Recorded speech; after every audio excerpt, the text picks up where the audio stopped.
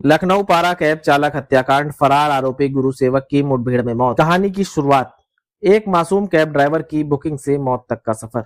लखनऊ के पारा इलाके में सितंबर 2025 के आखिरी हफ्ते की बात है। शहर में रोज की तरह एक कैब ड्राइवर योगेश पाल ने ओला बुकिंग ली।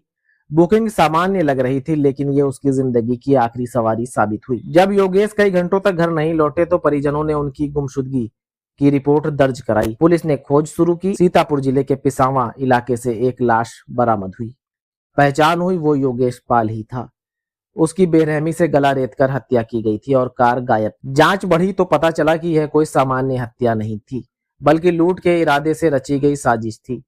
इसके पीछे एक गिरोह काम कर रहा था, जिसका सरगना गुरु सेवक लखनऊ का ही रहने वाला था। गुरु सेवक पर पहले से कई मामले दर्ज थे, लूट, वाहन चोरी, हत्या तक। पुलिस ने इस गिरोह को ट्रेस किया और धीरे धीरे एक एक करके कई साथियों को गिरफ्तार किया। एक आरोपी विकास कुमार को पहले पकड़ लिया गया, जबकि गुरु सेवक फरार चल रहा था। उस पर 1 लाख रुपए का इनाम घोषित किया गया। इसी बीच गिरोह ने एक और वारदात कर डाली।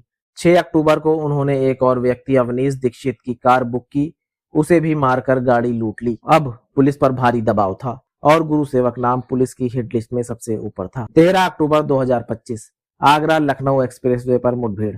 रात करीब 2:30 बजे पुलिस को इनपुट मिला कि गुरु सेवक हरदोई होते हुए शाहजहांपुर की ओर जा रहा है। पुलिस टीम ने लखनऊ आगरा एक्सप्रेसवे के 0 पॉइंट के पास घेराबंदी कर दी। थोड़ी देर बाद संदिग्ध गाड़ी आती दिखाई दी। पुलिस ने रोकने का इशारा किया, लेकिन गाड़ी नहीं रुकी, बल्कि उसमें बैठे गुरु सेवक ने पुलिस पर फायरिंग शुरू कर दी। जवाब में पुलिस ने भी काउंटर फायरिंग की।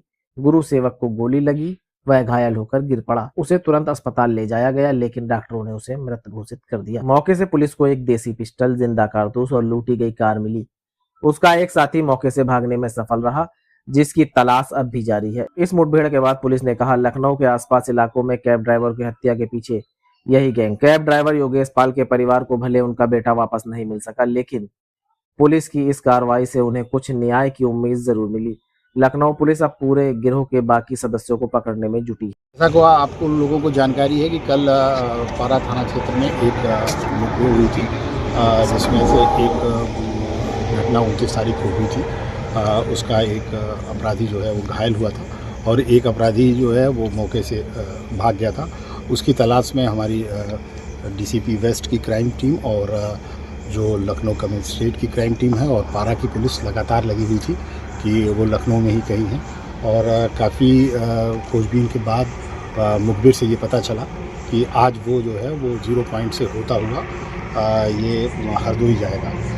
इस सूचना पर 0 पॉइंट के पास एक चेकिंग पॉइंट बनाया गया और एक जो लिंक रोड आगरा एक्सप्रेसवे के पैरेलल जा रहा है और हरदोई की तरफ जा रहा है, वहाँ पर बनाया गया और 2 टीमों द्वारा चेकिंग की जा रही थी। तभी एक संदिग्ध गाड़ी आती हुई दिखाई पड़ी जो बिना नंबर की थी। उसको जब रोकने की कोशिश की गई तो वो तेज़ी से सर्विस रोड की तरफ भागी और जब उसका पीछा किया गया और आगे वाली टीम को सूचना दी गई तो आगे वाली टीम ने उसका रास्ता ब्लॉक किया। जब उसने देखा कि दोनों तरफ पुलिस से घिर गया तो वो बैक करने की कोशिश की, जिससे उसकी गाड़ी सड़क से उतर गई और चारों तरफ से घिरता देख के उसमें से 2 बदमाश निकले। उन्होंने पुलिस पार्टी पर फायरिंग शुरू की और इस फायरिंग के जवाब में प्रशासन पुलिस टीम ने भी फायरिंग की, जिसमें से एक बदमाश को गोली लगी और वो मौके पर गिर गया और एक बदमाश अंधेरे का फ़ायदा उठा के झाड़ियों की तरफ भाग गया। इस मुठभेड़ में एक गोली जो क्राइम ब्रांच की गाड़ी है उसके शीशे पर भी लगी और हमारे 2 कर्मचारी हैं जो बुलेट प्रूफ जैकेट पहने हुए थे। इसमें एक प्रभारी शिवाकांत हैं जो उनको भी लगी, लेकिन वो बुलेट प्रूफ जैकेट पहने हुए थे, जिसकी वजह से वो सुरक्षित हैं और घायल को तत्काल नज़दीक के अस्पताल में पहुंचाया गया है।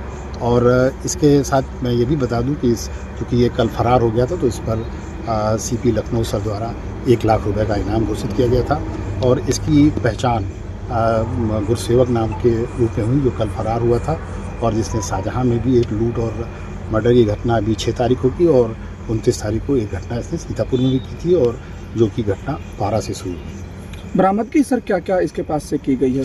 जो मौके से अभी बरामद हुआ गया उसमें एक गाड़ी है और इसके अलावा 2 असलहे हैं, जिसमें से एक जो है वो फैक्ट्री मेड लग रहा है, एक पिस्टल है, एक रिवॉल्वर है और इसके साथ ही जो फायरिंग हुई थी और कुछ सामान है और भी है जिनको आवश्यक कार्रवाई जिसके बारे में बदमाश की कितनी गोली लगी है, क्योंकि अपने जवान के भी गोली लगी है पुलिसकर्मी को। अब ये तो उसको तत्काल जिला अस्पताल भेजा गया है यहाँ नज़दीक है, और वहाँ पर जाके फिर मुआयना करके फिर बताया जा सकता है। कितने राउंड फायर हुआ है सर उनकी तरफ, बदमाश की अब तरफ से? यहाँ पर जो है करीब 4 से 5 राउंड फायरिंग बदमाश की तरफ से हुई है और कुछ पुलिस की तरफ से हुई है, और फोरेंसिक की टीम यहाँ बुलाई गई है, तो इसका